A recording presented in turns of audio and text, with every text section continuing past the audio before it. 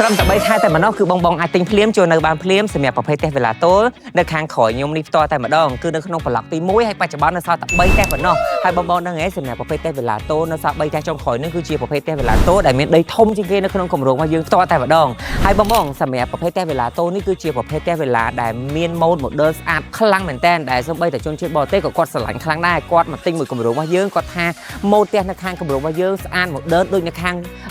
បរទេសអញ្ចឹងបើសិនជាបងមានជាតម្រូវការចង់ទិញផ្ទះដែលទិញហើយអាចចូលនៅបានភ្លាមកុំភ្លេចអញ្ជើញមកមើលប្រភេទទេវេឡាតូលមួយនេះដោយសារប្រភេទផ្ទះតូលមួយនេះគឺនៅសល់ដីខាងក្រោយផ្ទះរហូតដល់ជាង4ម៉ែត្របងប្អូនគ្នាធំមែនតើហើយតម្លៃវិញគឺពិសេសខ្លាំងមែនតើអញ្ចឹងបើសិនជាបងមានជាចំណាប់អារម្មណ៍បងកុំភ្លេច comment